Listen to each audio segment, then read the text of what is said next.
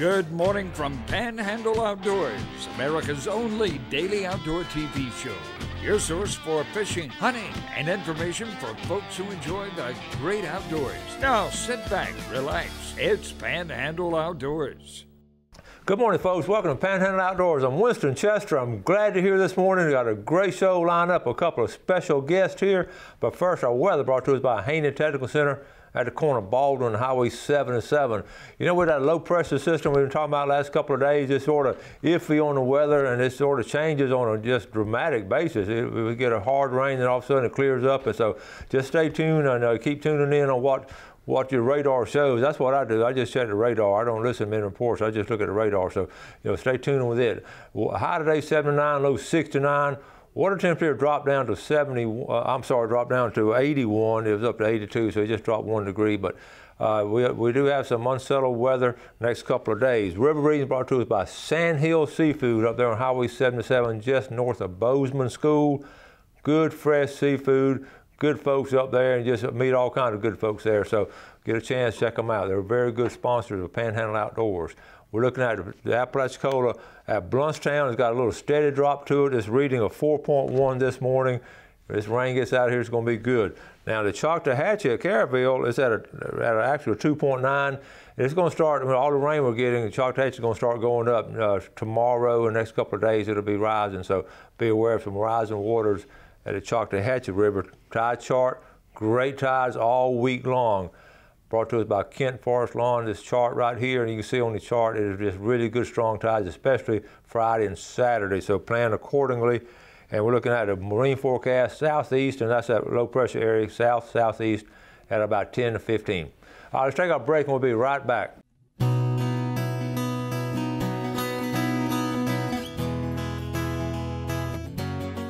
Okay, welcome back, and welcome to our special guests this morning, Leon Mathis here and Bob. We're glad to have y'all. Thank you for having us. We appreciate it. That's Leon, this is Bob, okay? So listen, Greg Williams is sort of behind this. He's the one that's stirring all this up, but yes, sir. He got y'all to come in, and he's busy this morning, but with the Shaddai Temple, and you know, without me telling anything about it, how many good things these folks do, and they just do a tremendous amount of work for our community. And I'm going to let y'all just tell us a little bit about yourself. I had an interesting conversation with you, just getting to know you. We'd met before. At where did we meet? Well, we met at Simply Seafood. There you go. And after having a great meal, we obviously had to go home and rest a while. But we had a great day that day, and it was a real pleasure meeting you. I'm originally from Nebraska, and I'm retired Army and retired Campbell Soup and retired rancher. So with all that together, I kind of decided it was time for me to start doing some things for myself. Mm-hmm. Got involved with the Shaddai Temple about 4 years ago and became a Shriner. And we work extremely hard now for the kids, mm-hmm. For the hospitals and the crippled children, of course. And the main focus is that we continue to have fundraisers in order to help provide the funding for that. This is our fourth annual brim tournament at Hires Creek, and I apologize for saying Creek, but I like this.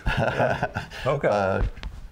If you go up to Nebraska, you'll find out that we don't have creeks, we have creeks. Okay, so, there you go. That's kind of where it comes from, but I'm just honored to be here, and we're really looking forward to our fishing tournament this year. It'll be on the 26th of May, mm-hmm. which is Memorial Weekend. But we encourage each and every one to come out and fish with us. Mm-hmm. If you're not a Mason or a Shriner, we would more than happy to sponsor a boat and bring you into our tournament. Okay, that sounds good too. And also, you're a Vietnam veteran. We talked about a Vietnam veteran and yes, sir. Agent Orange survivor. So our hats off to you and appreciation for the service you've done for our country. And it was interesting. We don't have time to get into it, but it's talking about farming out in Nebraska with all those.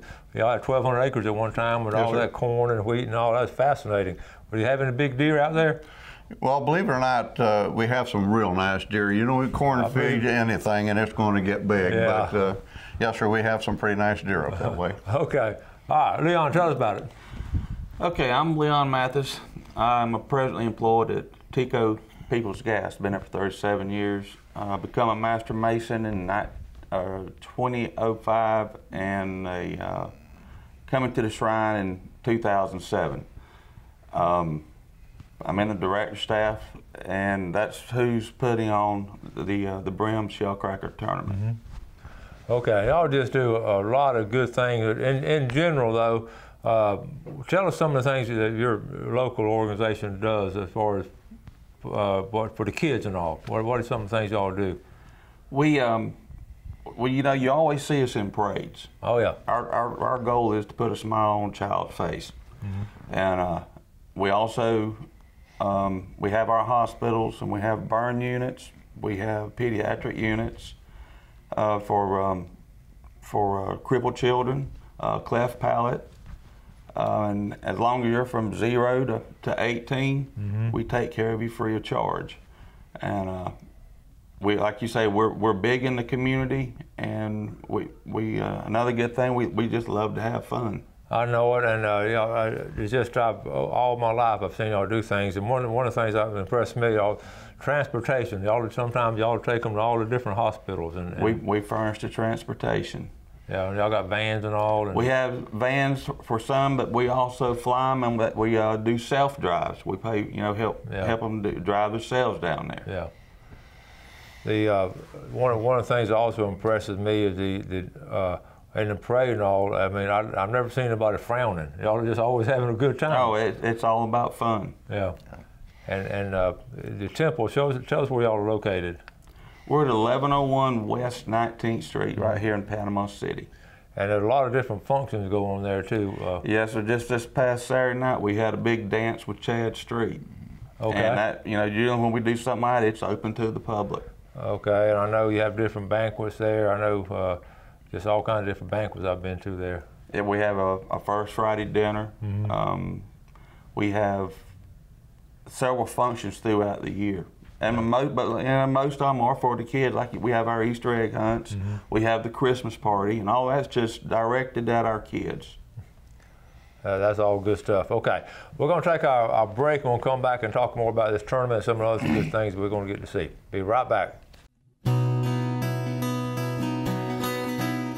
Okay, welcome back. Sitting here with Bob and Leon from the Shriners, and they're getting ready for a big tournament. I have a couple of pictures, though, some of y'all sent, so let's go over those real quick. I want to show this first one right here.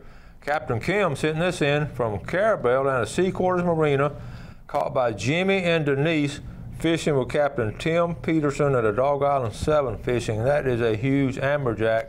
And remember now, grouper season is still open down there in those 4 counties. So not only catch grouper, you see this big HJs you can catch. That's a nice one right there. Then I got a nice email right here, and this is cool. Okay, this is Danny Mitchell caught and released a large redfish, and Dina Brown. And Dina sent this. Dina caught her first pompano. That is a nice pompano, Dina, right off the beach. And then Danny caught this big redfish. He caught and released her. So that's a pretty good afternoon of fishing, eh, fellas? Yes, sir. Big redfish and big pompano. So Dina, thanks for sending that and sharing it. So, and also I got a call the day before yesterday from one of our viewers over at Steelfield, over on the Choctaw River, and I've been talking about freshwater fishing, which we're going to get to in a minute. But he said, Coach, he said, tell your viewers now if they're coming over here going fishing, the yellow flies are out. Oh boy. And you know, this is fascinating on these yellow flies. They'll come and go and all, and we've talked about it at length and all. And I know that at Howard Creek they'll come out at times and all, but they, you know, just come out, but then they're not there. But the first swarm has come in over at Steelfield, but they haven't come to Howard Creek yet, so we can't guarantee it. But we're going to try to keep them away for our tournament. That'd be nice, wouldn't it? Yeah, but we're going to talk more about that because they can make a trip miserable if you're not prepared for them. But he just wanted to call and let our viewers know that they are over on the Choctaw River. Okay. Also, one more announcement too about. On Friday, May 25th, our viewers over here in Liberty County, they sent this to us. There's going to be a big fish fry at Grace United Methodist Church in Hosford from 11 a.m. until we run out of fish. That's a good timing, isn't it? We're going to cook till we run out of fish. Come get some fresh caught fish, hush puppies, cheese grits, coleslaw, and dessert. That's right there on State Road 65. You can't miss it. You won't get lost in Hosford, I promise you. Only $6 a plate, and that's going to go to the Methodist Church, and with their missions they work there. And that's a special place to me, Hosford. dad, after World War II, met my mom there at a church singing hospital, so that's a special place right there. And they married after that, and then all of a sudden my brother and I started fishing in that area. So it was a wonderful place down there in Hospital and Teologian, always special to me. Fish fry, y'all do all kinds of things like that too. But what we got now coming up is our big, right here, the Shad-Eye Director Staff Annual Brim Fishing Tournament and Fish Fry. Okay, it's gonna be the next day. So you eat in the hospital on Friday and then come over here to Howard Creek and eat there. Saturday, May 26th. It's $30 per boat. Kick off at 7 a.m. and weigh in at 3 p.m. And y'all done this for how many years now? This is our 4th year. 4th year. And I have a family commitment every Memorial Day, and I hate I don't get to come to this. So, but I've heard for the last couple of years how well it went and everything. So, tell us more about it. Well, we had some pretty good success the last couple of years, and we're trying to improve on it. We had, I don't remember the number of boats last year, but we had a ton of people that came out for the fish fry. What we're trying to do is increase the number of boats. This year we're paying out half the entry fee for first place. We're paying out $60 for second place and $30 for third place. Okay. And what we're hoping is that will entice some of these folks to come out, not only to fish and possibly place in the tournament, but to also come out with have a fantastic fish dinner. We're going to start eating about 2, I believe, in it, Leon. And we're going to cook it ourselves, and we'll have all the sides that go with it. We're going to charge $10 a plate, and the reason for that, obviously, is because we're trying to do what we can as a fundraiser for our kids. Yes, and all that money goes to what we were talking about earlier, different things we do for the kids. So, one of the things there. Do y'all have when they come in, they just kind of weigh in, or you weigh in how do y'all count who determine the winner and all that? How? We ask that the boats, or require that the boats be back at 2:30, since the weigh-in's at 3. Okay. And the weight is per boat. You're allowed 10 brim or shell cracker. Okay. Buddy Martin always tries to get in the goggle eye, but we have to watch old buddy. But it's the 10 heaviest brim and shell crackers. So and that pretty much keeps it even across the board. Yeah, that's a good way to do that. You know, there's some people that don't know it as good as others, but when you're just doing 10 fish, yeah, it's pretty much across the board a good even chance. And I know you'll have some good fishermen there, and I know you mentioned Buddy, and I guess Jimmy Lovett to try to fish it. Jimmy Lovett? I'm going to disqualify him from the very beginning just because we don't let that many ugly people get up and fish the tournament. And one of the strongest teams out there is actually a lady team. It's LaVon Bilsma and Tammy Zackrell. Mm-hmm. LaVon, one of our sponsors. That's right. They're always in the top 2 or 3. Yeah. Fascinating. I'd forgotten about that. They were very strong. I remember seeing their pictures. Well, Chuck Myers, another good fisherman, and Chuck does a fantastic job. Myers, I know him. Yeah. And last year our winner was Drew Dykes. Yes, sir. Okay. That's correct. So. How much was the poundage? You remember? Yeah, the winner last year was about 6 3/4 with 10 fish, which is a pretty nice weight for 10 brim. So we have some pretty hard fishermen. I mean, these folks know what they're doing, and they go out and they do their best to bring in the best fish they can bring in. And we've had a number of them that weighed in 10 fish. So it's just a matter of getting out there and getting after them. All right, they're going to leave. You're going to be at the upper landing or lower landing?